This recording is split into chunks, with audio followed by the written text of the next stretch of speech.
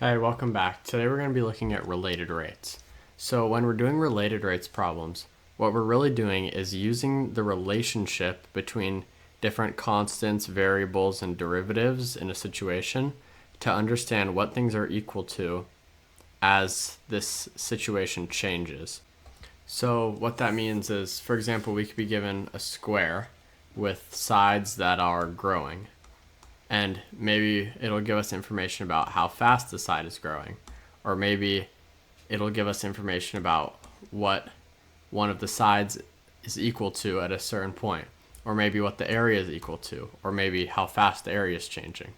So we're using these different variables and different rates of change, so derivatives, along with different constants to find out certain things about this changing situation or about this changing system. So here's kind of an easy to understand process you can follow whenever you're doing related rates problems. So the first thing you're going to want to do is draw a picture. So like in that first example, if you're given a square with sides that are growing, I would draw a square. And then I would label all my variables. Maybe it discusses the area, so we have the area. And then we have our sides. And this would be kind of an adequate picture. Just a picture of your shape or whatever it is, along with all the needed variables and constants. In this situation, there's no constants, but in others there may be. So the next step would be to write down everything you have and everything you need. So for example, if you're told that you're finding the rate of change of the area, so dA dt, the derivative of the area, so the rate of change of the area, that is what you need. So I like to write equals question mark because that's what we're trying to find, that's what we need. And then if you're told when the side is equal to 5, for example, then that's something you have. So s equals 5. Something else you may have, you may be given, is ds dt, so the rate at which the length of the side changes, and that may be equal to -3. So it's, decreasing by 3 units every units of time. So the next step is to write your equations. So in this situation, the only really relevant equation is s squared equals area, right? S times s equals the area in a square. But in other problems, there may be more than one equation that you need. And once you've written your equations, you can use other equations to find information that you're missing. So I'll just write to find missing. So there may be some piece of information that you need but don't have, and you can use other relevant equations to find what those things are equal to. So let's say, for example, you weren't given a side length, but you were given the perimeter. You know that in a square, the perimeter the perimeter divided by 4 equals a side. So this would be another relevant equation that you could use to find what you're missing, being the side length of the square.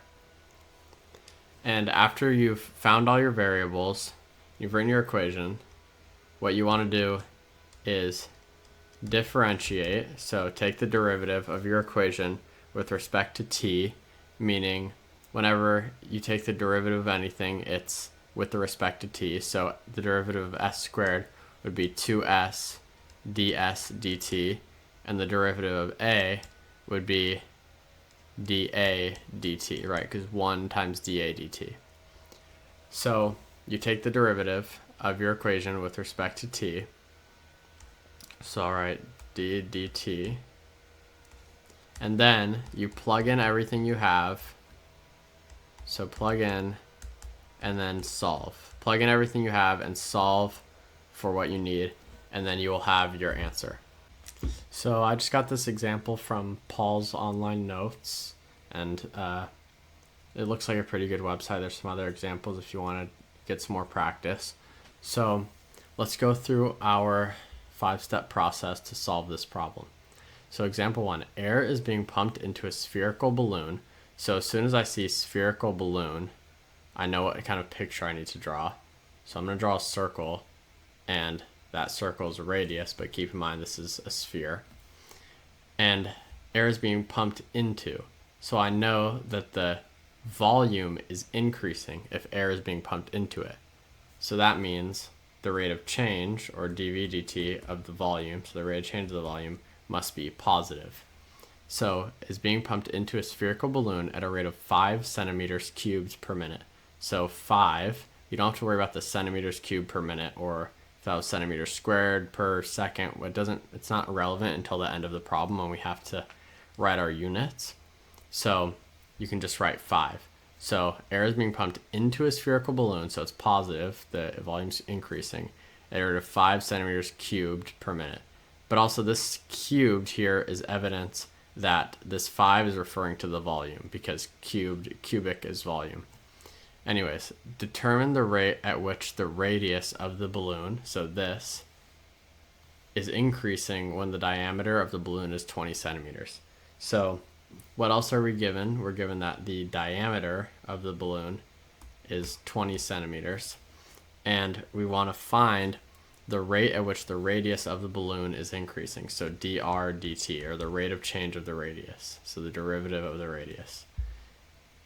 Find the rate at which is increasing. Okay, so if the diameter is 20, here we can use another relevant equation to find some more information about the problem.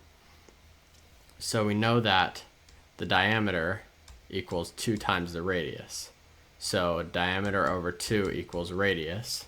Therefore, in this situation, the radius equals 10. So that's just another little piece of information that we can use other equations to find. And now let's write down our big equation. So the volume of a sphere. I'll write this in a different color. V equals 4 over 3 pi r cubed. So now we've drawn our picture, we've established what we need and what we want, so I should say equals question mark. And now we have our equation. So the next step in this process is to take the derivative of this equation. So the derivative of v is just 1 times dv dt, because we're differentiating everything with respect to time. And now the derivative of this side, we do power rule, so 3 times this. Remember, pi is a constant, so the 4/3 and pi kind of are together. We don't have to do any product rule or anything. So 3 times 4 over 3 is 4 pi r squared. And we took the derivative of the variable r, so we have to write dr dt, because the derivative of r with respect to t, or respect to time. Because remember, this system is changing over time. So now we plug in everything we have and we solve for dr dt, because remember, dr dt is what we're trying to find. So dv dt is equal to 5. That's given. So now times 4 pi, and then remember we found r here using what we know about the diameter. So 10 squared times dr over dt. And now we can divide this whole equation by 4 pi times 10 squared. And on this side, it'll cancel. So we'll have dr dt alone. And then on this side, it will not cancel. So we'll have 5 over 4 pi times 10 squared. And that would be our final answer. Except we do need to include units. So actually, that's not our final answer. So radius is just in centimeters, because volume centimeters cubed. So that means the surface area would be centimeters squared, and the radius would just be centimeters. So centimeters per minute. This this situation is in per minute. So now this is actually our final answer because it includes the proper units of measurement and units of time. So there are lots of other important types of related rates problems. For example, you're going to see ladder problems and shadow problems and balloon problems and stuff of this nature like we just did. So you can go check out my calculus playlist, not my calculus AB playlist, but my just more general calculus playlist. And I'll post videos that go over more specific related rates types of problems if you need some extra help on those. And thanks for watching.